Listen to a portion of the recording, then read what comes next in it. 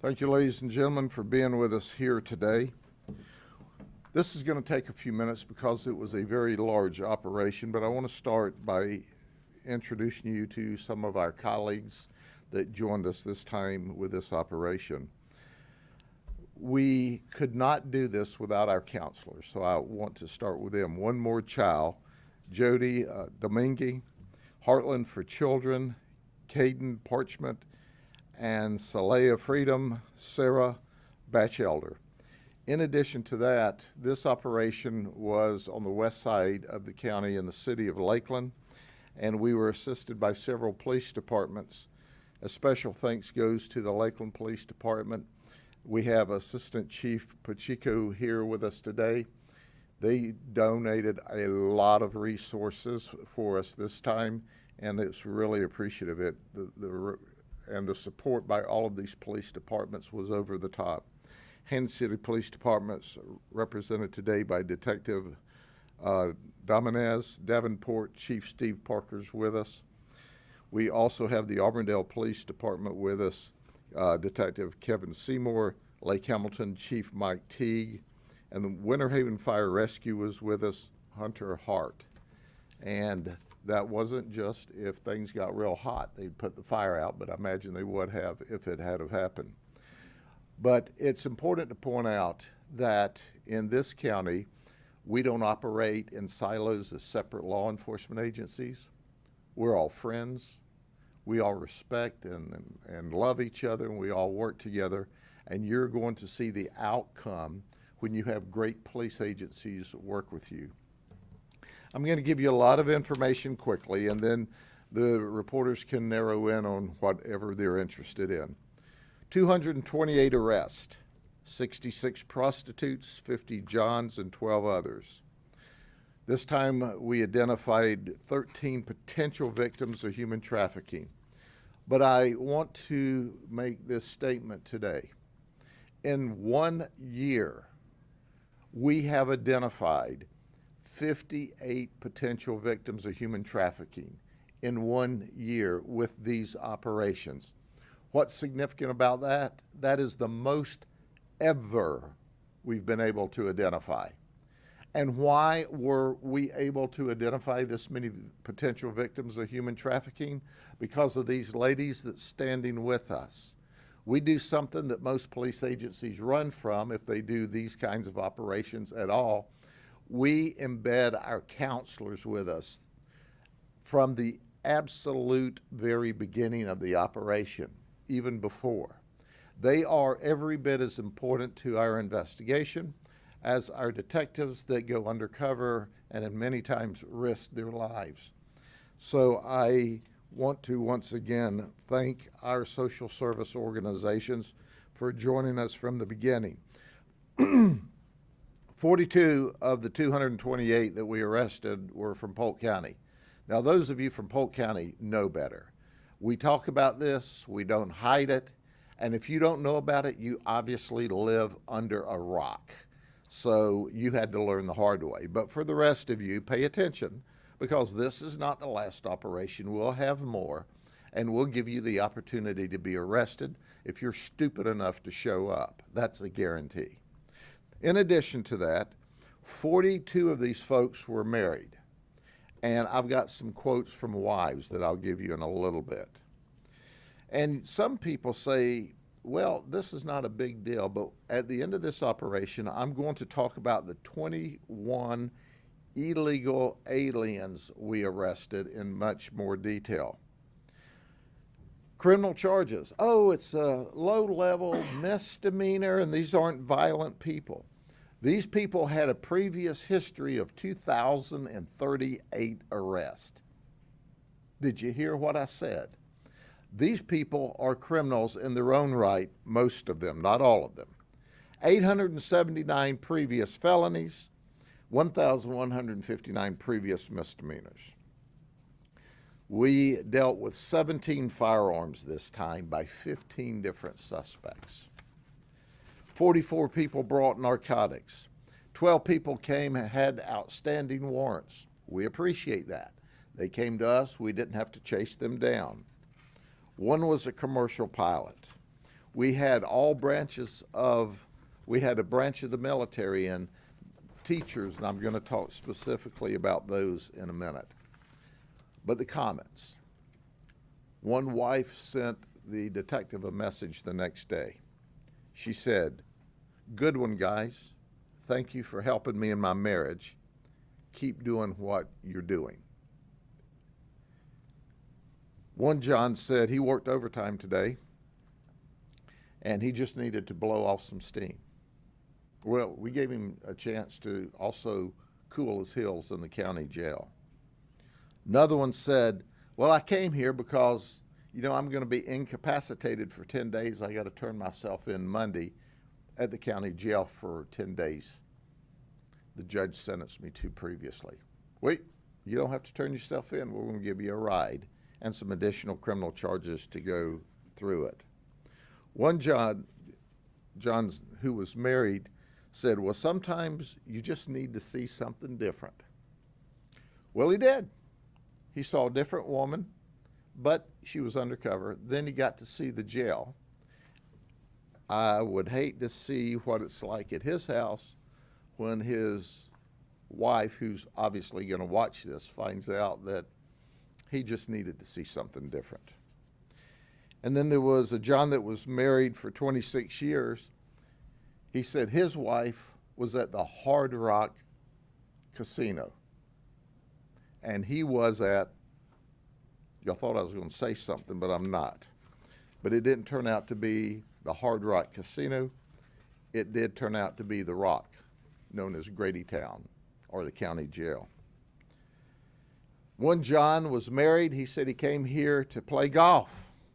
Well, I got to tell you, I've heard it called a lot of stuff, but never playing golf. And there was no hole in one.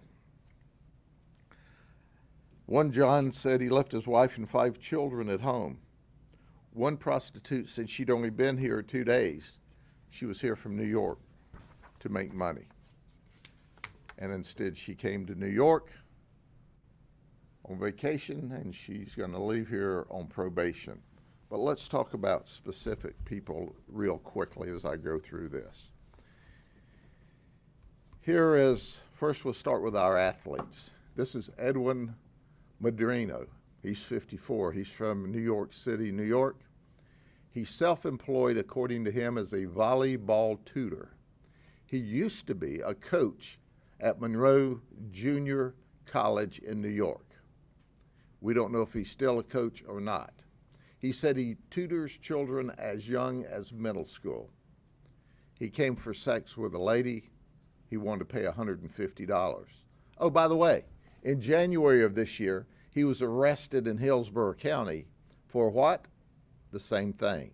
He's married, but his wife's proud of him. 2 arrests in 2 counties in Central Florida. I don't know if this gets to New York City or not, but we'll put it on social media and she'll have all options. Benjamin Johnson, he's from Plant City. He's a golf pro. He's also an athlete at Eaglebrook in Lakeland. That's right. He's PGA specialized teacher and coach. And he came for sex with a female, $150. He has a criminal history of cannabis and dealing in stolen property.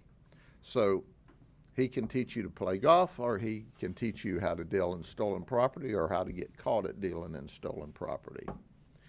Then there's Wilman Santa Cruz, not to be confused with Santa Claus. He's 50.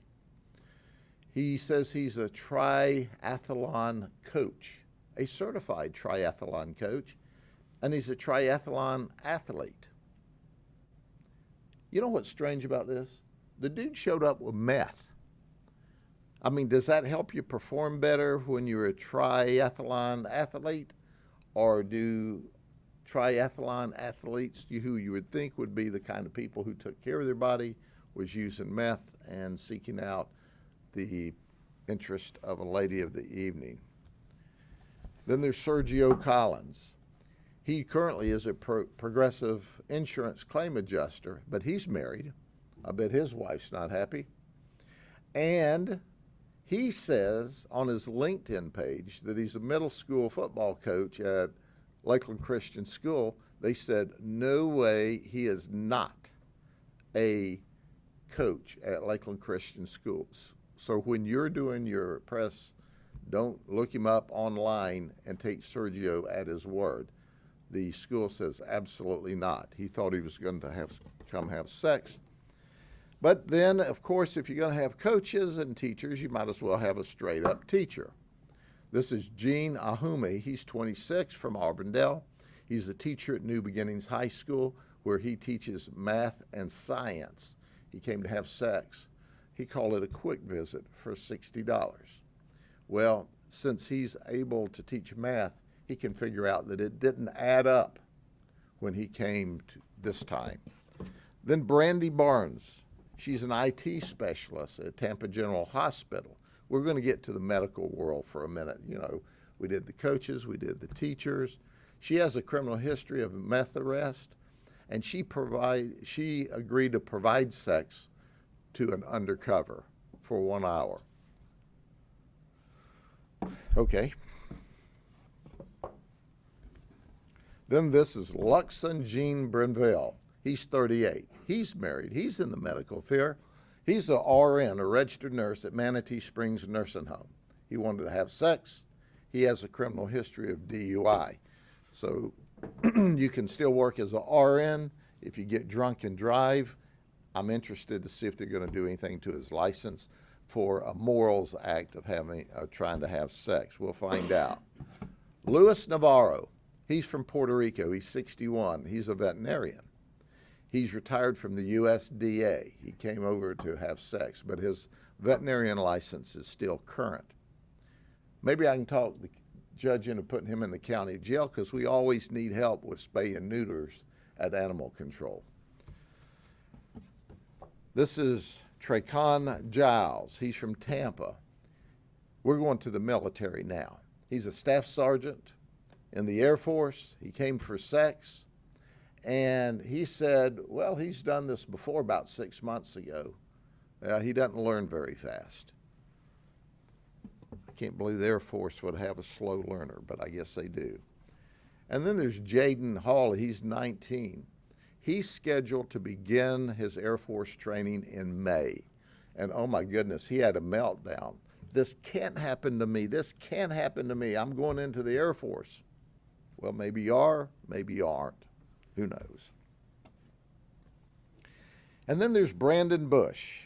He's active Air Force as well. Air Force was the only branch of the service we caught this, or Air Force wannabes. He's scheduled at MacDill. He's an Airman First Class. He's not only in the military, but he's a military police officer. So since we talked about military and he's a military police officer, let's get to our law enforcement officer. Yal Kusi, he's 23. He used to be a detention deputy for me. We fired him when he was arrested in Orange County on February the 9th. No, I take that back. He resigned before we got around to firing him. And then we arrested him again on February the 23rd. So on the 9th, he got arrested in Orange County and resigned. On the 23rd, we arrested him again, and he said, hey, is this a felony now that I'm arrested the second time? He didn't pay attention in the police academy because he hasn't been convicted yet. So while we were interviewing him, and we go, like, dude, what are you doing? You went from being a stellar employee to committing morals crimes, and it's 2 in a month. He said, I got a problem. No kidding. You got a big problem. Then there's Alex Everett. He's 34. He says he's on disability. He doesn't work, so that we're paying him to do things like have sex. He called it a quick visit. In his car, we found cocaine, fentanyl, cannabis, a gun. He picked up an armed trafficking and cocaine and fentanyl charge in addition to his misdemeanor soliciting charge. Oh, he's got a criminal history of robbery, fleeing, armed trafficking, and he spent 8.5 years in prison for some of those violent things. He says he's on disability. He's not disabled, folks. He's able to commit crime. And if you're able to commit crime, you ought to be able to go to work. He just doesn't like to work, obviously. And then there's Joseph DeBello. He's 46. He's from Wildwood. He's married. He's a plumber. He also said, let me see if I can find it here. He also said that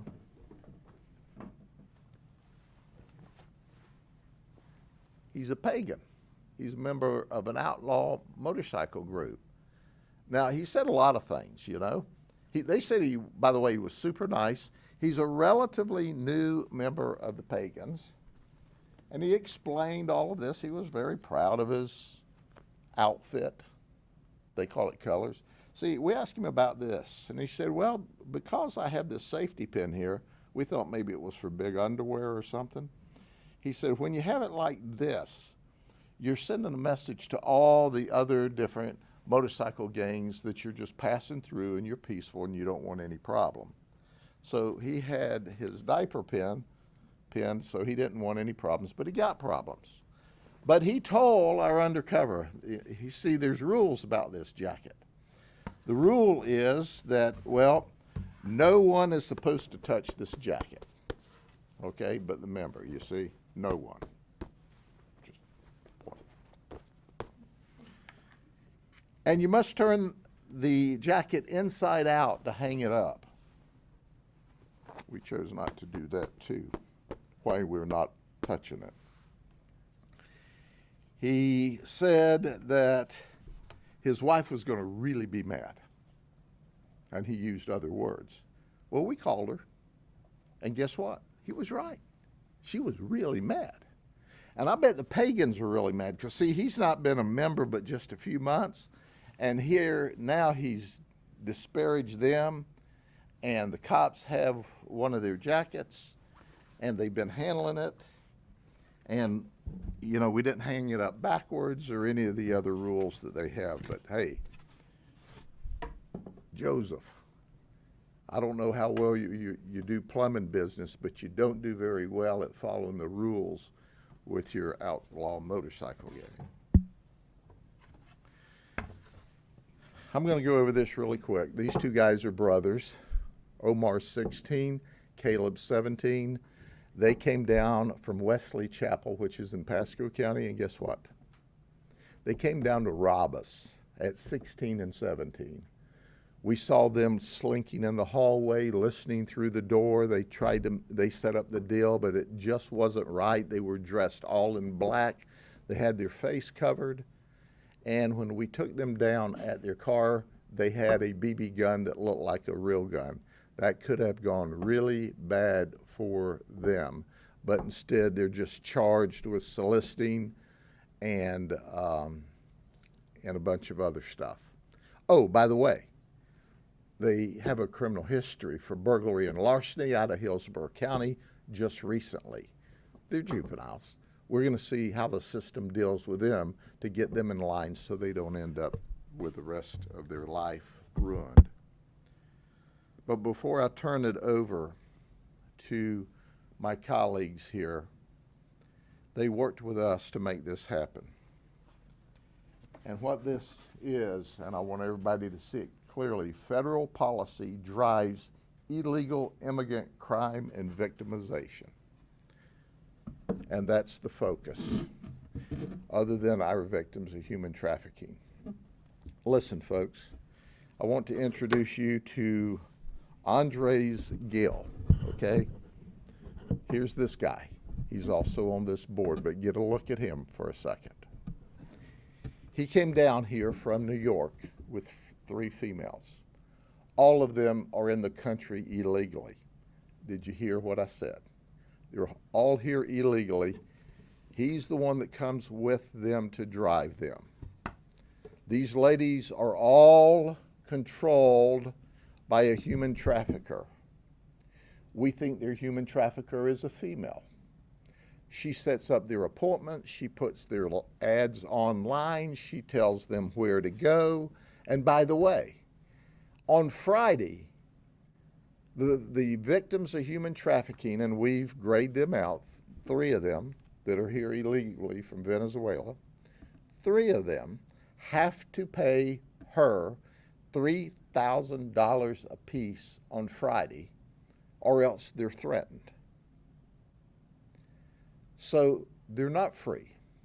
They're really indentured, and they're quote unquote paying off their debt. Now here's what they told us, all right? I'm sure the federal government will verify that this is not true, but you decide who you want to believe, whether you want to believe these victims of human trafficking or the whitewash the federal authorities give you. They said that when they came into the country illegally, DHS gave them a form, an ID, paperwork that allows them to fly for free. You know, Southwest would let your bags fly free. Well, the federal government will let your illegal immigrants fly free. And they operate out of New York. And they were working up there, and the New York authorities said, hey, if you don't have identification, you can't work in our sex trade up here. You know, we don't allow sex trade here at all, but New York will allow you to do some stuff if you've got the proper authority. So they say they make a lot of money. They're addicted to it. These ladies are going to give you more details. They tell us that they fly to major metro centers for free on the federal government, where they set up their appointments for sex all around the country. Did you hear what I said? Listen, folks, if they don't pay $3,000 apiece on Friday, they're in trouble. The human trafficker sets up the deal. Hey, this deal is just outside of Tampa. They say they show this ID, this card, this paper, they fly for free down here. Then they fly back. But we heard a similar theme from all 21 of these folks. We can't work legally.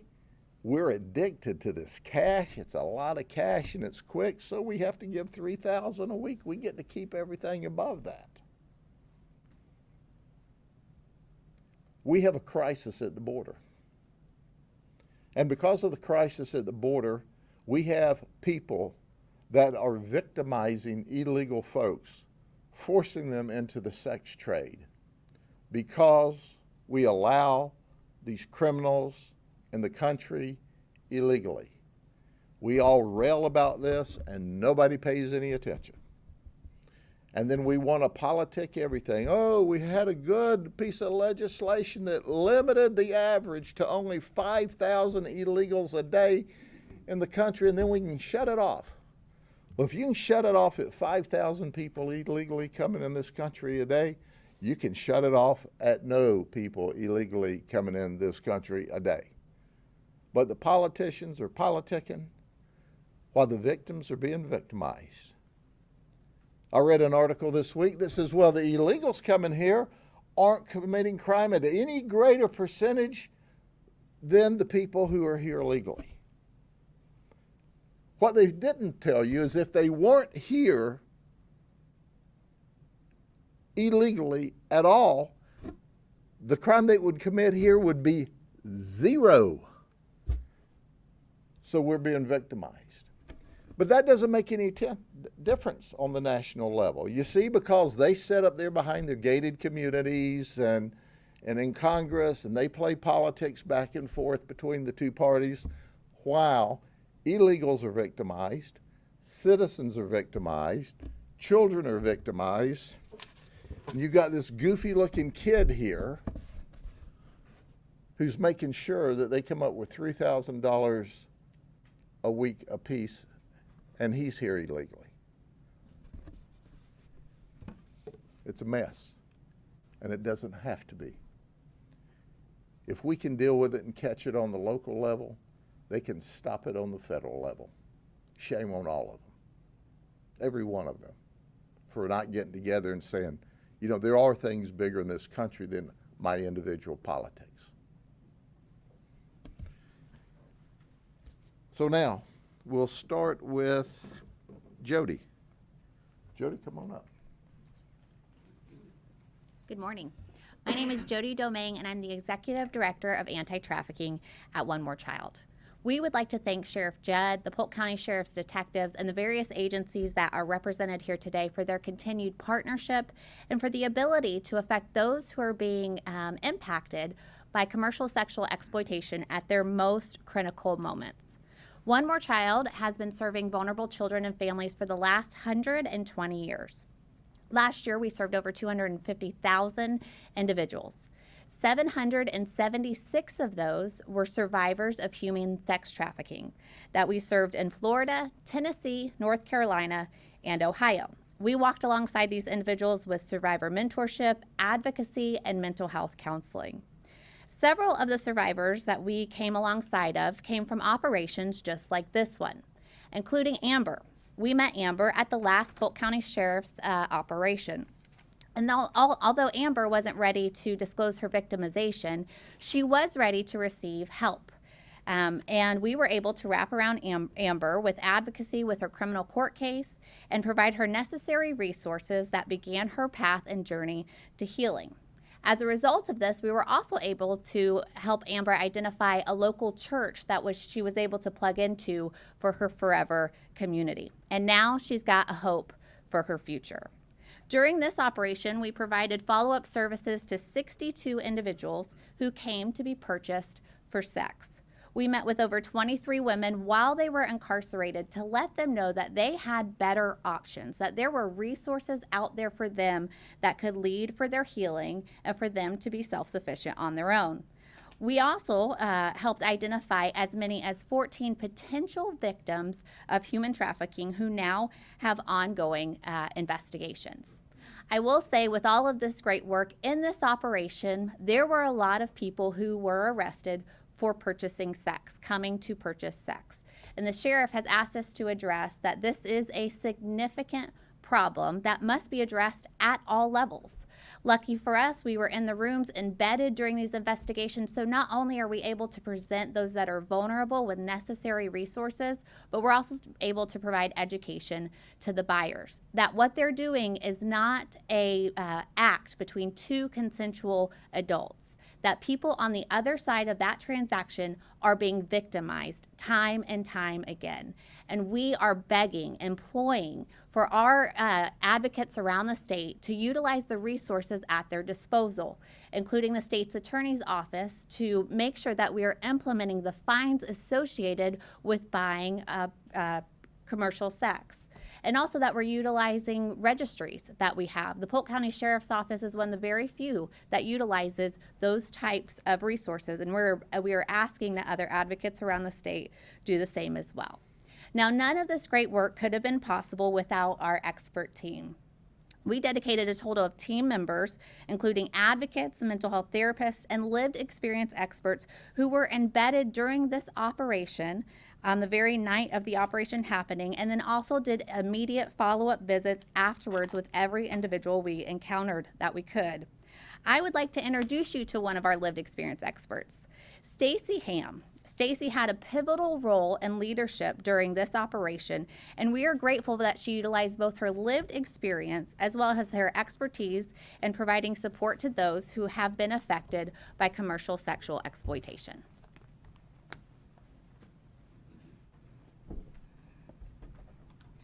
Good morning. My name is Stacy Ham, and I am here today as a survivor leader and mentor with One More Child's anti-trafficking mobile team. I'm honored to stand here today with the Polk County Sheriff's Office and so many amazing organizations who are continuously fighting for our survivors to be seen and heard. I can tell you that human trafficking is very rarely what we often see in movies, social media, and online.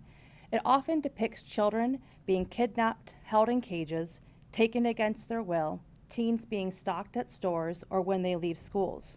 While this may happen, this is not the case in the majority of our trafficking victims here in the U.S., and this can sometimes lead to our victims being misidentified. As a survivor of human trafficking, I grew up with my exploiters and my traffickers.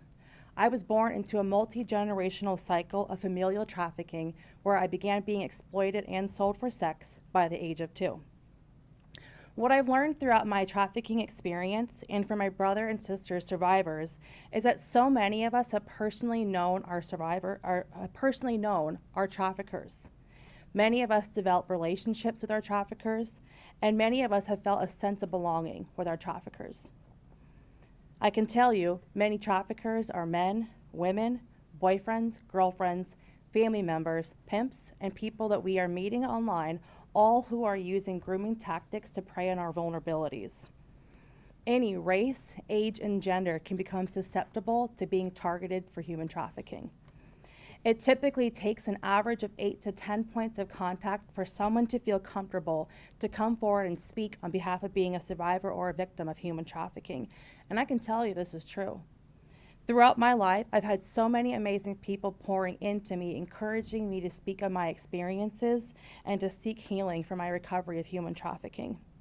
I've had amazing mentors who have taught me great life skills and therapists that have helped me process the trauma that I endured. I stand here today as a survivor of human trafficking to share there is light and that there is hope at the end of the tunnel. To any survivor that is out there listening right now, I want you to know that all of us, we see you and we hear you, and we have teams of experts here ready to meet and serve you 24/7. We are ready to come alongside you towards your hope, your healing, and your restoration. Thank you.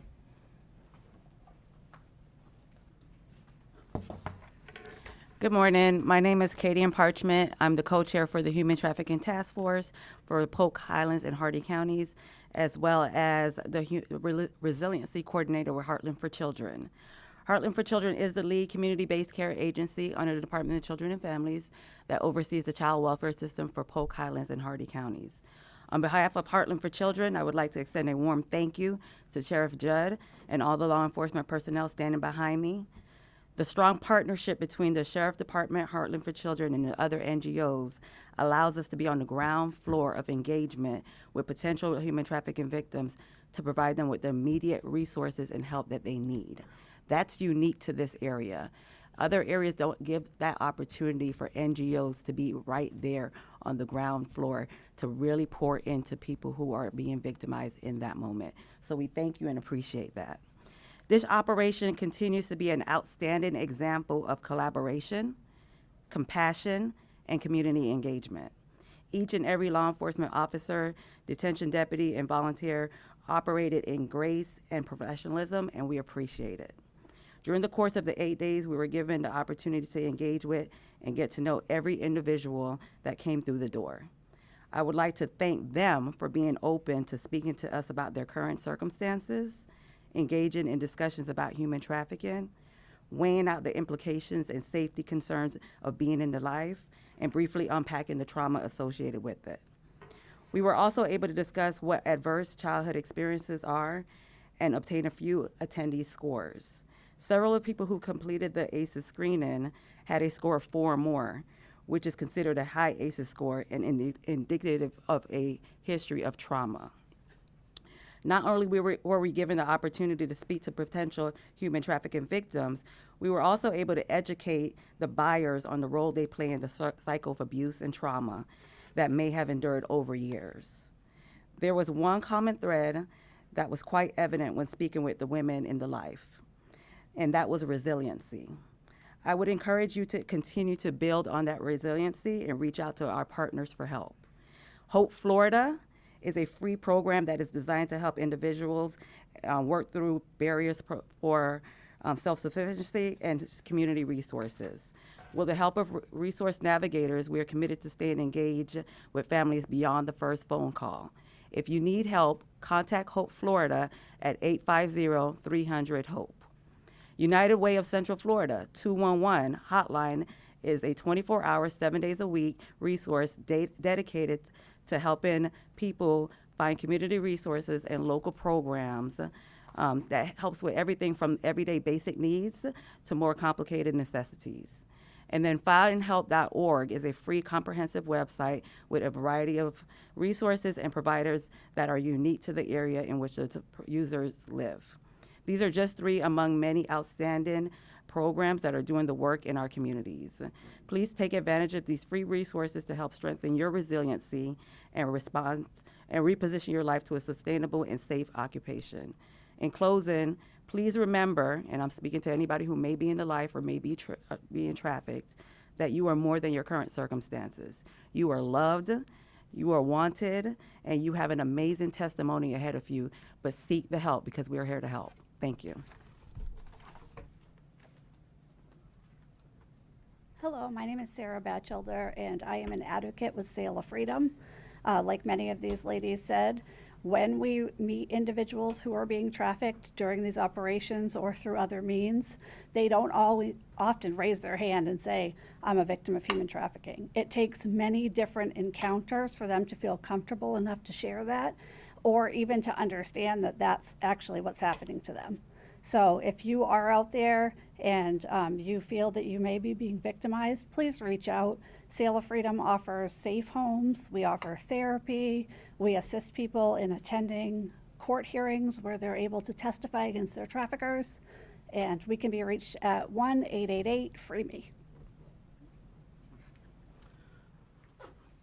Morning, Assistant Chief Pacheco with the Lakeland Police Department. Just want to thank Sheriff Judd and all of his team and my team that participated in this operation. What's disturbing to me is that this was just one operation, and look at how many people we arrested and how many victims of human trafficking that we identified. What happens on the other 364 days a year that we're all driving around our city and our county, and what's happening right underneath our noses. So there are tons and tons of victims out there who we have yet to identify. And it's only through these operations that we're able to at least identify some who we're able to help. So from our agency, from the Lakeland Police Department, we're proud to partner with all these other agencies to be a part of these operations, and we'll continue to do so as long as there's a need to do so. Thank you. Good morning, Steve Parker, Chief of Police for the City of Davenport, and the Davenport Police Department, and I've said it before and I'll continue to say it, you know, we stand alongside with Sheriff Judd and the rest of these other law enforcement agencies in these kind of operations. I mean, you can look at the numbers and tell it's a needed task. It's something that needs to be done. And you know, in Polk County, we are blessed to have law enforcement agencies that work well with each other. We have that great partnership. But I think what's important in these operations to note is the collaboration and the partnership we have with these organizations behind us. You know, it's without them that we don't see the after effects. We don't see the hard work that goes into helping these victims get out of these kind of scenarios. And I think for me, I think that's the key to these operations, identifying them and getting that help that they need afterwards. And that's where these ladies come in at. And again, I just want to say thank you to Sheriff Judd and to our partners here for all the work that we did this past week. Thank you.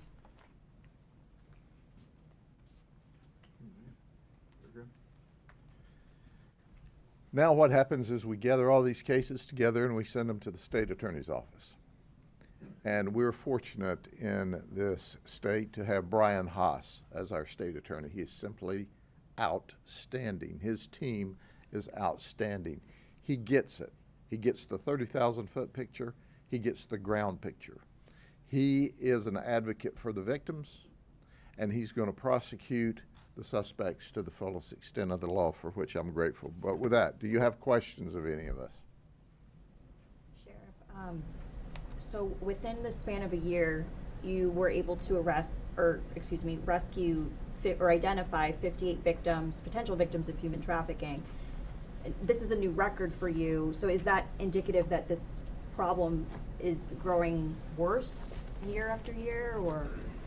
I think it's indicative that we are finding the victims. We have seen, and you have covered for years in the media, about the human trafficking problem across the United States. And Florida, being a vacation state and a sunny state, is certainly no exception to that. It is also an attribute to our NGOs because, as Chief Parker said, they see them for the long term. If it was a one and done on the night of the arrest, these numbers wouldn't be 58. We'd be lucky if they were 3. But they continue to follow up and continue to follow up to rescue them. So while I'm totally excited because we've never seen these numbers, the biggest problem we have in this type of investigation is getting the victims to admit they're victims because they're more afraid of their pimps and the human traffickers than they are of the criminal justice system. And it's only through the work of these ladies and their teams that happens. Yes, ma'am. You said you think you know of a woman who, like you just said, was human trafficking and controlling these women. How important is it to you for you to find those people and arrest those people? Oh, absolutely. That is the next wave of this investigation. We know she's Dominican, and we know she is currently in Miami. So if she doesn't get her illegal Dominican butt on a plane and fly back out of this country, we're going to be on her like a good hound dog on a trail. That's a guarantee. Anything else? Thank you. God bless you. I'll see you next time.